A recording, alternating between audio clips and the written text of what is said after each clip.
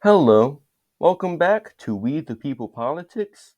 Today, we will be analyzing the history of Super Tuesday and exploring its role in the 2024 presidential election.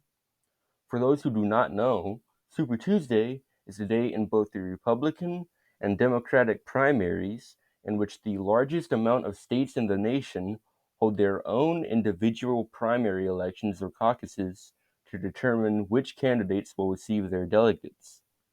It is usually held in the first week of March, sometimes February, and has varied greatly throughout its 40-year lifespan.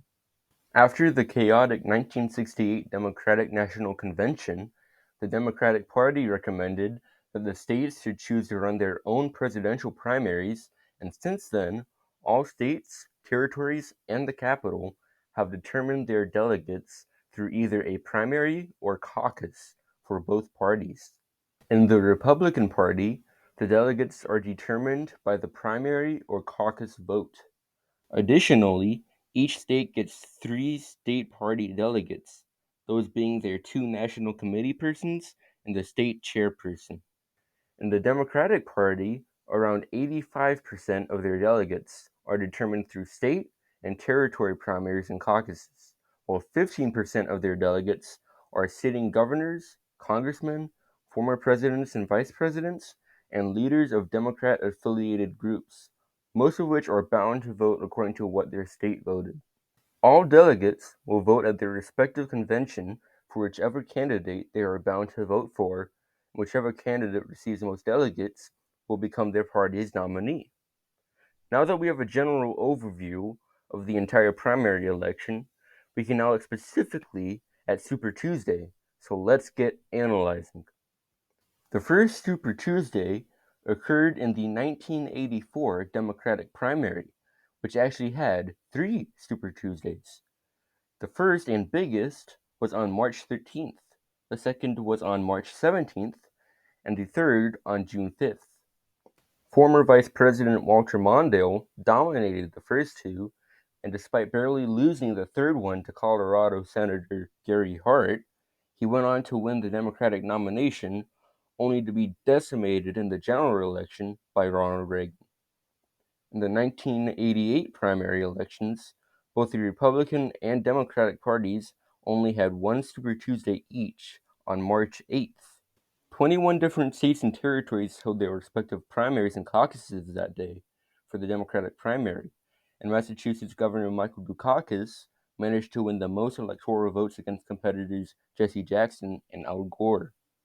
17 different states and territories held their elections the same day for the Republican primary, and took over a close race between Vice President George Bush and Kansas Governor Bob Dole, and turned it into a landslide victory for Bush, who won all but the state of Washington that day. Bush would go on to defeat Michael Dukakis by a landslide margin in the general election. In the 1992 Republican primary, President George Bush easily won all contests and thus the Republican nomination. Super Tuesday was much smaller that year, with only 8 states holding primaries or caucuses on March 10th. The Democratic Super Tuesday was much more interesting, however, as not only did it have 11 states holding primaries compared to the Republicans' 8, but leading up to it was a close race between Massachusetts Senator Paul Tsongas and Arkansas Governor Bill Clinton, with Senator Tsongas barely leading. However, Clinton managed to win 8 states compared to Tsongas' 3 on Super Tuesday, and he would go on to win the nomination and defeat President Bush in the general election. President Clinton ran practically unopposed in the 1996 Democratic primary, while Kansas Senator Bob Dole won all 9 states on March 5th, that year's Super Tuesday, to win the Republican nomination, although he would lose to Clinton in the general election.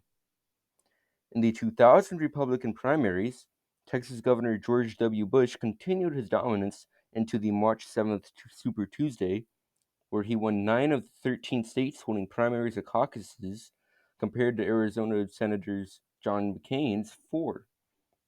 On the Democratic side, Vice President Al Gore, boosted by President Clinton's popularity, became the only non incumbent president to win every state and territory, as well as Washington, D.C. After winning the historic primary, he went on to lose the historic election to George Bush by a razor-thin margin of 537 votes in a state with 16 million people, the state of Florida. President Bush would go on to win all delegates in the 2004 Republican primary after his popularity soared due to the 9/11 attacks. In the Democratic primary, Massachusetts Senator John Kerry carried 5 of the 7 states during Mini Tuesday, which occurred on February 3rd. He went on to win every state in March 2nd's except for Vermont, which was won by its former governor, Howard Dean, who had already withdrawn from the race by that time.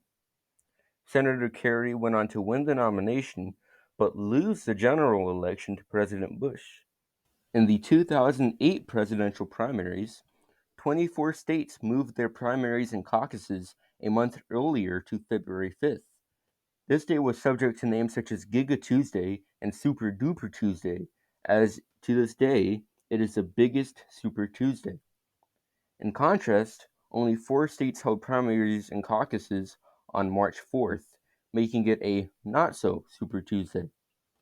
On the Republican side, Arizona Senator John McCain won 9 of Giga Tuesday's contests compared to Massachusetts Senator Mitt Romney's 7 and Arkansas Governor Mike Huckabee's 5.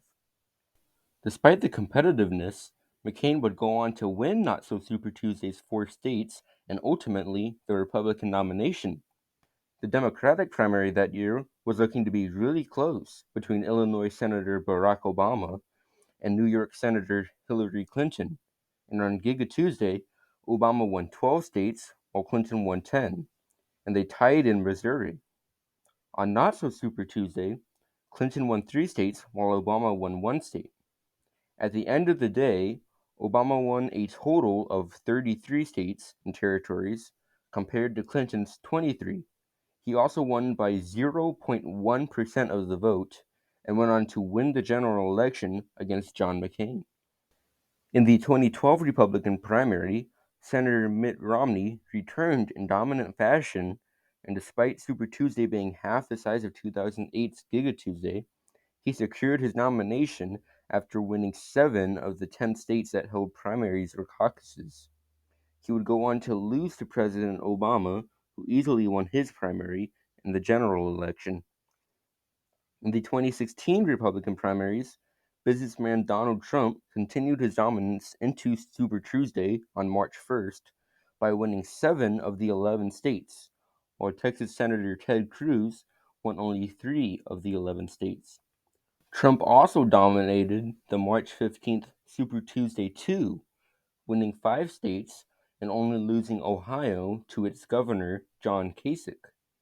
He proceeded to win the Republican nomination. In the Democratic primary, Secretary of State Hillary Clinton was winning in a similar fashion to Donald Trump, winning 8 of the 12 Super Tuesday states compared to Vermont Senator Bernie Sanders' 4. She also won all 5 states on Super Tuesday too and won the Democratic nomination. She would go on to barely lose the general election to Donald Trump. In the 2020 Democratic primary, Vermont Senator Bernie Sanders was back at it and leading in the early state delegates. However, on the March 3rd Super Tuesday, Vice President Joe Biden won 10 of the 15 states compared to Sanders' 4. He then went on to win the Democratic nomination and defeat President Trump, who easily won his primary. All of this leads us to the 2024 primaries. As of the release of this video, Biden has currently won all of his contests despite being challenged by uncommitted voters. Trump has won all of his contests except for Washington, D.C., which Nikki Haley won all of its 19 delegates. Super Tuesday will be held on March 5th and will be composed of 15 states on the Republican side. The Democrats will also have American Samoa and Iowa conclude their contests that day. My personal prediction is that Biden and Trump will sweep their respective primaries. It's a very safe bet, but what do you think? You can comment down below your thoughts on the primary season and what you predict will happen. If you like this kind of content, you can subscribe for more. It costs you nothing and it makes me very happy. We have reached 10 subscribers, an incredible milestone. Let's see if we can get to 100 by the November election. That would be incredible. With all of that said, I hope you enjoyed this video, and I will see you in the next one.